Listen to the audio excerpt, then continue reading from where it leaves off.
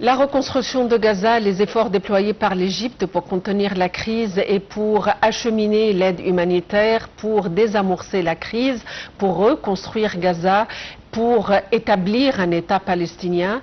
Eh bien, pour nous donner plus d'éclaircissements et d'explications, nous avons le plaisir d'avoir au studio Dr Nagui Victor, qui est expert en économie. Dr Nagui Victor, bonjour et bienvenue avec nous. Bonjour madame, bonjour. Dr Nagui Victor, évidemment la crise palestinienne perdure depuis 2 ans. Et à présent, on est censé être à la période de cessez-le-feu, à la période du calme et envisager l'avenir. Oui. Cependant, il y a des enfreintes de la part de l'État palestinien, les raids continuent et l'agression continue. Tout d'abord, comment peut-on analyser ou voir le cessez-le-feu à la lumière de ces attaques? Oui, il est certain que l'Égypte, aussi bien que le Qatar, ont fait beaucoup d'efforts pour arriver à ce point de cessez-le-feu. L'Égypte a eu l'honneur d'inviter le monde entier à Sharm el-Sheikh pour signer ce traité de cessez-le-feu. Ceci étant, et comme d'habitude, Israël n'arrête pas d'agir et de faire des manières afin d'avorter cet accord.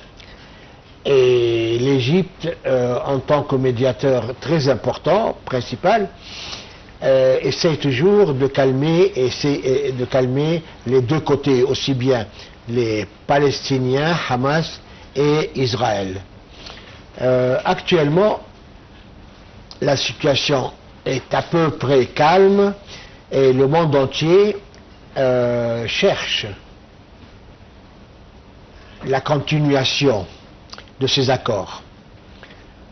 Et récemment, hier soir, il y a eu un décret approuvé par l'ONU, présenté par les États-Unis, confirmant plusieurs choses, dont la création d'un État palestinien à la fin. Et ça a été approuvé. Ça rend le cabinet israélien fou d'avoir approuvé une telle décision, mais ça n'empêche qu'on y est maintenant. L'Égypte a fait beaucoup d'efforts et a porté la cause palestinienne sur ses bras, et partout dans les réunions internationales, dans les instituts mondiaux concernant la cause palestinienne, et on a réussi à avoir ce cessez-le-feu, c'est sûr, par l'aide des États-Unis. Et maintenant, on se prépare pour la phase suivante qui est la reconstruction de Gaza. Seulement, l'une des clauses de l'accord de cessez-le-feu, c'était ouvrir toutes les frontières, tous les passages pour que les aides humanitaires puissent arriver et subvenir aux besoins de ces Gazaouis. Comme d'habitude, Israël met les bâtons dans les roues, elle ouvre aujourd'hui, elle ferme demain, elle trouve toujours, elle cherche toujours la petite bête pour dire là je fais stop, je ne suis pas d'accord. Mais les aides humanitaires rentrent. Pas assez, mais rentrent quand même. Et il faut dire que l'Égypte, à elle toute seule, a fait rentrer 80% des aides humanitaires, médicales, carburant, ainsi de suite, à Gaza. Et la Croix-Rouge réside à la frontière de Rafah, du côté égyptien, et la Croix-Rouge reçoit les donations, reçoit les aides, reçoit les présentations et les fait rentrer, les fait circuler à Gaza. Maintenant, tout le monde essaye et cherche à refaire ce Gaza. Parce que Israël, ils se sont vengés d'une façon atroce. On n'a jamais vu ça. On n'a jamais, dans l'histoire, vu une telle guerre. Des gens qui possèdent des petits pistolets ou des bombes ou des cailloux, des fois, contre une armée très moderne, avec des armes très sophistiquées, avec un soutien terrible de l'Occident. Ils ont tout cassé. Ils ont ramené Gaza à l'état primitif. Ils ont ramené Gaza au début de la création. Pas d'eau, pas d'électricité, pas d'égout, pas de carburant. Les hôpitaux ont été démolis.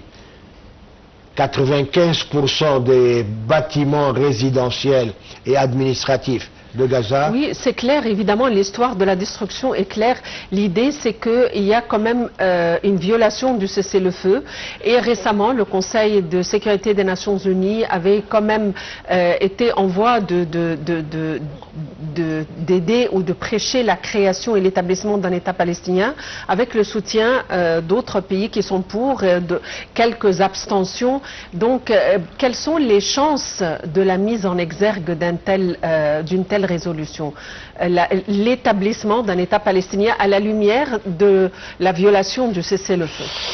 Je vais vous dire, madame, ils ont même voté une loi au Knesset qui interdit la création d'un État palestinien. Bon, ça d'un côté. Mais je vais vous dire, l'État palestinien aura lieu, oui, il aura lieu. Parce qu'on sait que plus que 150 pays ont reconnu l'État palestinien. 150 pays du monde entier, que ce soit l'Europe, l'Asie, l'Afrique. Seulement, je vais vous dire une chose. Comme l'avait dit notre défunt président Anwar el-Sadat, 99% des cartes de ce problème résident entre les mains des États-Unis.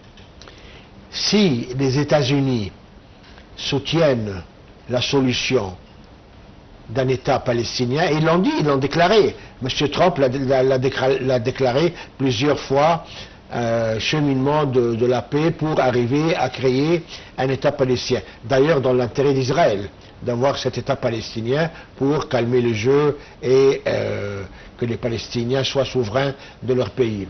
Alors, si les États-Unis sont d'accord, cet État aura lieu.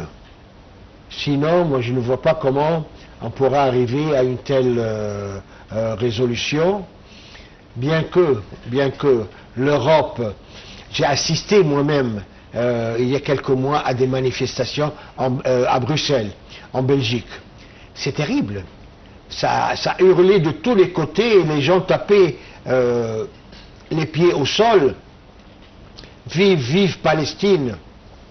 Donc il y a vraiment une sensation positive qui est créée actuellement. Quels seront les défis qui vont se poser à la mise en application de cette résolution et à l'établissement d'un État palestinien? Les défis sont les points suivants. Tout d'abord, Israël. Israël fera tout pour empêcher la création d'un tel État, d'un côté. D'un autre côté, un autre défi, les Palestiniens eux-mêmes, puisque les Palestiniens jusqu'à présent ne sont pas unis, ils sont dispersés, et même je dirais qu'ils s'affrontent entre eux-mêmes. Dans quelle mesure ils sont dispersés? Qu'est-ce que vous voulez dire par dispersés? Je veux dire que, par exemple, Hamas, c'est une entité, l'autorité palestinienne est une autre, il y a des frictions entre les deux, d'un côté, et puis il y a les autres mouvements de défense, comme El Jihad, comme Amal, comme plusieurs autres catégories de résistance. Ils n'arrivent pas à se mettre d'accord. et n'arrivent pas à avoir un seul mot, une seule décision. Et ça, c'est un argument très fort que les Israéliens utilisent toujours. Ils disent, on va discuter avec qui? Avec Hamas, avec l'autorité palestinienne, avec Amal. Bon, ça d'un côté. Donc, il y a les Palestiniens eux-mêmes, mais surtout les moyens financiers, madame. L'Égypte avait calculé ça, environ 70 milliards de dollars pour refaire cette parcelle. Et puis, il faut... L'Égypte a préparé un grand plan de reconstruction de l'État de la ville de Gaza. Et ce plan, qui a été publié partout et même qui a été présenté aux États-Unis, puisque les États-Unis voulaient refaire une Riviera à Gaza et chasser les Gazaouis, puis les ramener, disent-ils.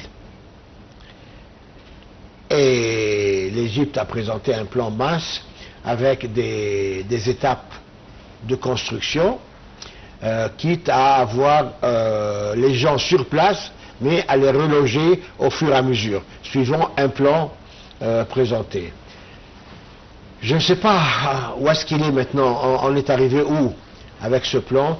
Les pays arabes ont approuvé, les pays du Golfe ont approuvé ce projet, et actuellement je ne sais pas, mais je vais vous dire que l'Égypte possède les moyens techniques, possède l'intelligence, possède les cadres, possède le savoir-faire pour refaire une telle ville. Regardez, dans les 10 dernières années, on a construit 20 nouvelles villes intelligentes, dont la première, la